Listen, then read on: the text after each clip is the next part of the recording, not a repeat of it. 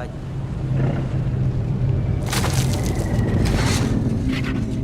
មើលរ៉ៃរ៉ាវសាច់ឆៃនេះមក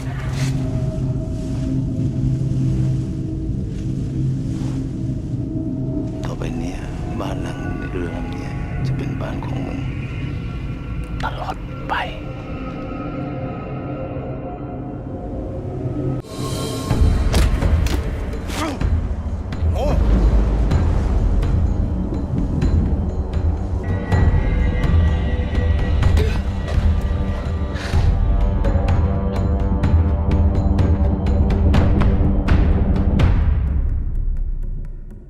Hey, Jeff, how you doing? I'm doing good. Is that Rod? Yeah. Sorry, I've got video there. Oh, geez, look at your background. Well, yeah. How you doing? Good, yourself? I'm doing great. Thanks so much for talking to me today. Are you in Australia? Yeah. I'm in Victoria, so That's incredible. yeah, and you're in Las Vegas. I am, Las Vegas. I've done interviews in New Zealand, also Cambodia. There was I think it was called Watch List. It was a great thriller. Okay. That was, yeah. So there's, with the pandemic, all these films are just getting their awareness. So it's yeah. Because we don't have any big budget films taking up everybody's time. So now a lot of critics are just looking at all these smaller films and they're amazing. I mean, I think this is the rise of the independents and the art films and documentaries. And so this is a total thrill to talk to you today about Buoyancy because I just loved it. I thought it was fantastic. Oh, thanks. I really appreciate it. Yeah, I think it's a really fascinating time at the moment to see what happens globally with what's happening with COVID. And yeah, I mean, there's a lot of productions have been shut down and delayed, and so it's going to be interesting to see where we come out at the other end. But anyway, time will tell. Well, for Buoyancy, this was sure an ambitious story for your first feature. Was this a story that you had to tell, or how did you hear about forced labor in the fishing industry in Southeast Asia? How did that come about?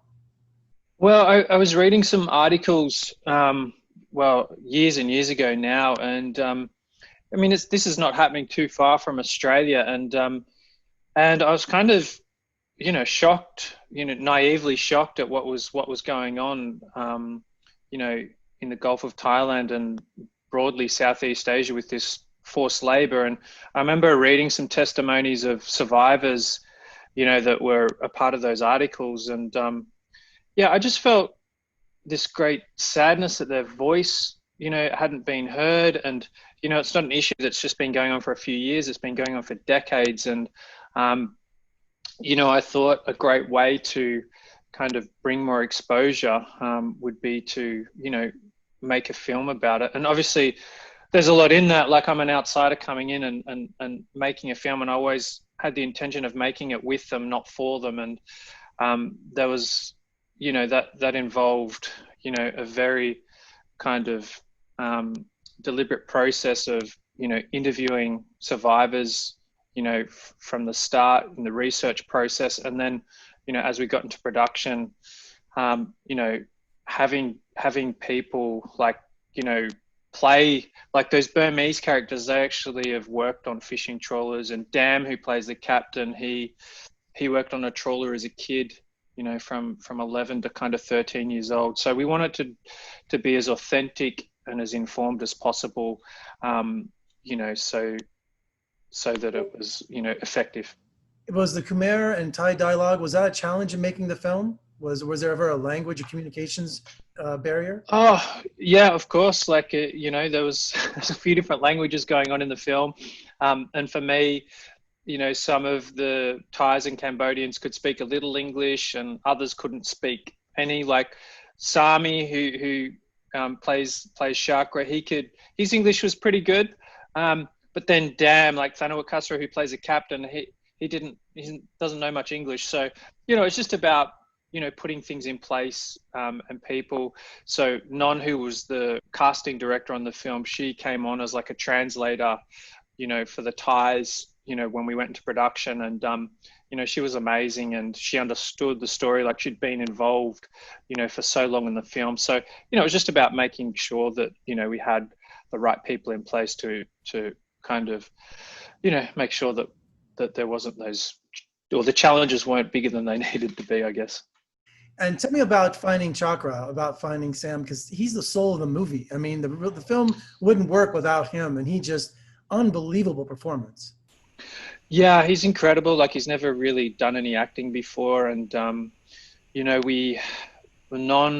she went to this NGO in Siem Reap in Cambodia called Green Gecko, and all those, it's like an NGO for former street kids. Like they, Tanya Palmer, who created it, she took in all these street kids, you know, in Siem Reap that you know, from all different ages, and Sami was 2 when she kind of adopted him, and yeah, the kids there are just phenomenal. That's the best way I could describe it. They're just uninhibited, beautiful kids who are so talented, and yeah, we went in there. We'd already started the process of kind of auditioning, and as soon as I saw Sami like on camera, you know, it's just so natural, and again, he's just so uninhibited in front of camera, and you know, as soon as I saw him on camera, I kind of knew he was the one. Like I actually thought we were going to have to cast someone a lot older who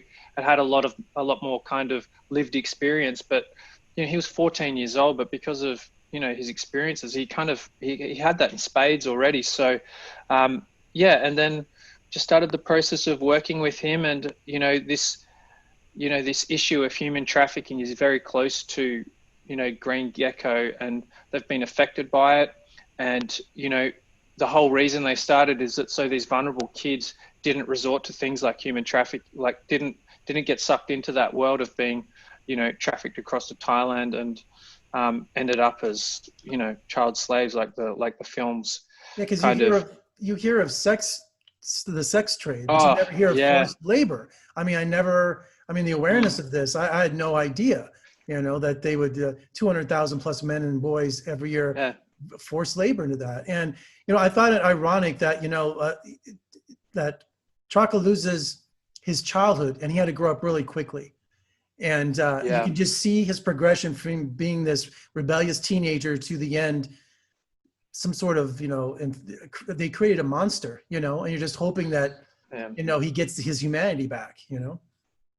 Yeah, that's you know, a big question the film poses, that is, you know, can you retain your humanity after experiencing, you know, this cruel world of, you know, modern slavery on these fishing trawlers. And yeah, that's you know, I hope the audience comes away with it. You know, it's a really challenging film to watch, but I hope that they come away with some form of hope for Chakra, that he can retain, you know, his humanity despite what he's experienced. You know, Chakra was a slave to his family, and he's a slave on a fishing boat. There's really not much difference other than the violence, you know, so he seemed trapped in both worlds. Yeah, and, you know, I think the film's not really trying to kind of provide a solution. Like it's even though it's a very simple narrative and quite a simple film, there's so much complexity, you know, around, you know, migration, you know, in these Southeast Asian countries like Cambodia and Myanmar. And, you know, I'm not trying to solve the issue. I'm just kind of trying to express what's at stake, you know, for these guys that do get exposed to this world. And the captain in the movie, he's a tyrant and a killer, and he calls the crew and the forced labor animals, but he's the animal. Which is, you know, he's the animal.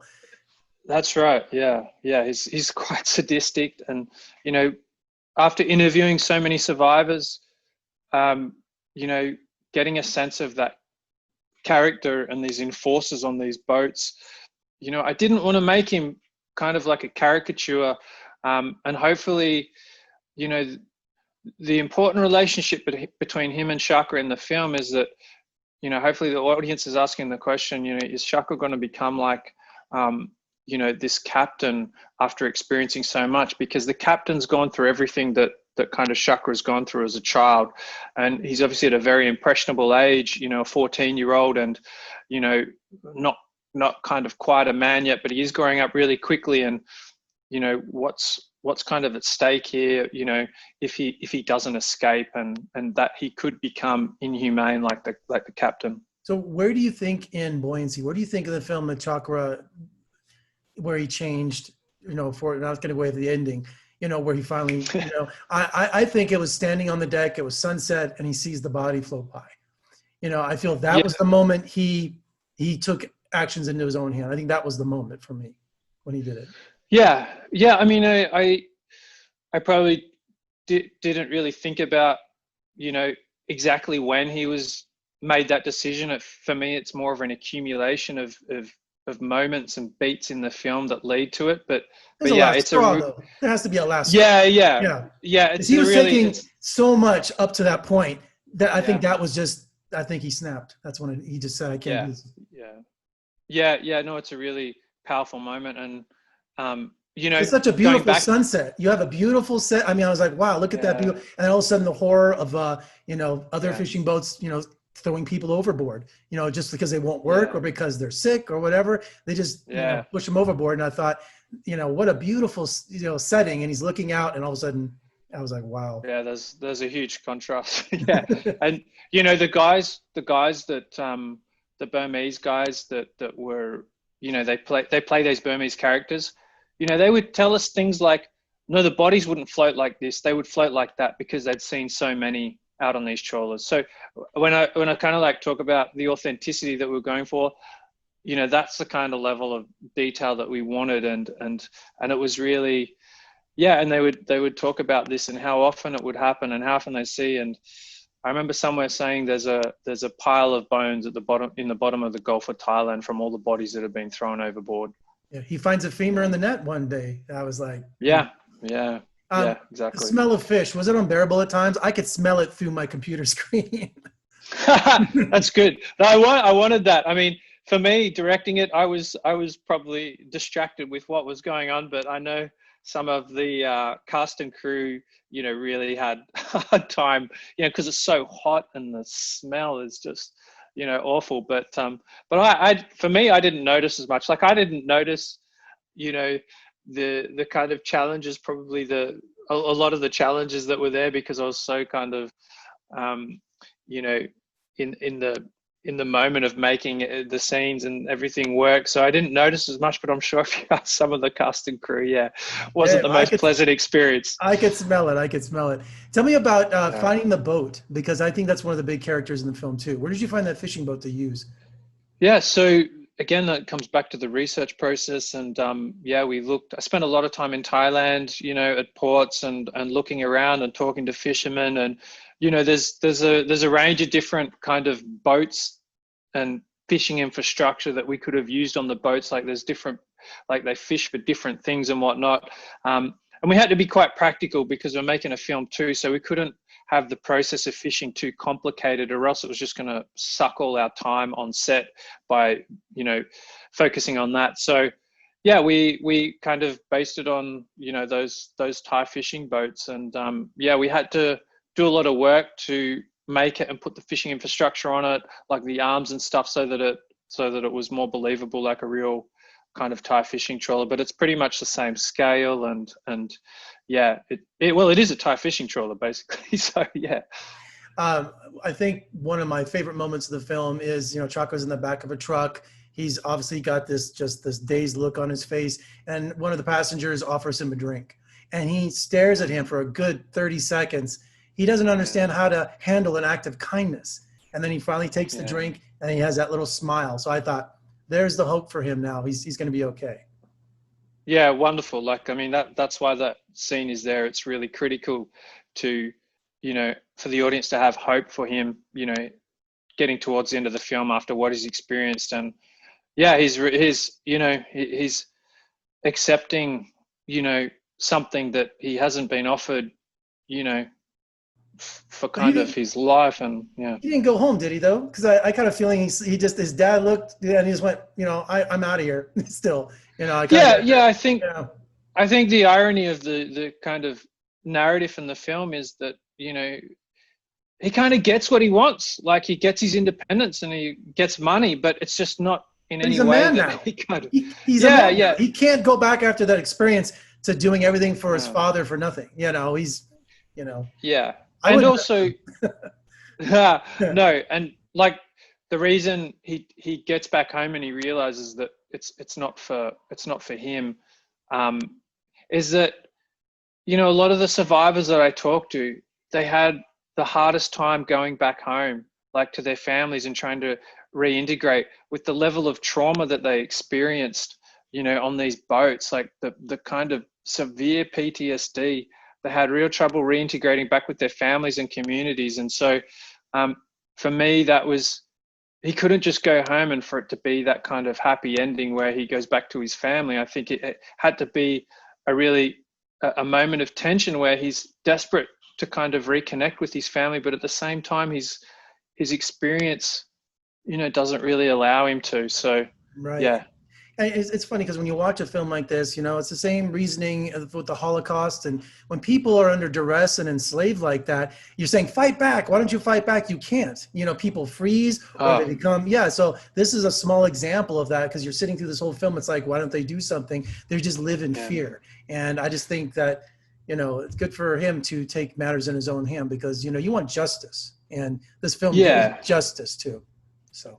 Yeah, I mean, it's a really tricky thing. Like a lot of the survivors, you know, because we want it to be believable as well, but a lot of the survivors talked about, you know, the amount of guys that suffered this severe psychological damage and committed suicide and, you know, were killed because they became weak.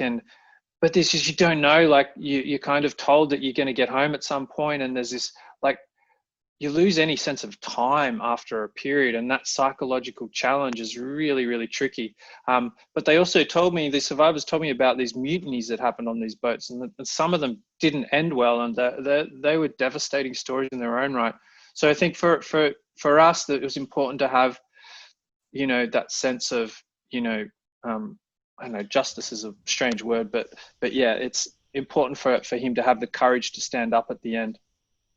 Rod, what a powerful film. Your first feature, man. What are you going to do next, man? I can't wait to see you do next, but that was incredible. And I'm sure you had a great success over all the film festival circuits too. And yeah, it's been good. Like we've been lucky. We've received a lot of exposure, and I mean, in the US, the film premiered in Berlin. Was it last year now? So it's like 18 months ago. So it's quite a while now. It's made it to the US, but I'm glad it's finally made it there. Absolutely. And, you know, obviously it's not going to break box office records, but, you know. No, but it's going to bring awareness. It's got great performances. It's just an incredible film. And thank you so much for talking to me today. I really appreciate it. So we'll talk again soon. Thank you. You know, I really appreciate the interest in the film. So thank you. Absolutely. You take care now. All right. You too. Cheers. Cheers, Jeff. See ya.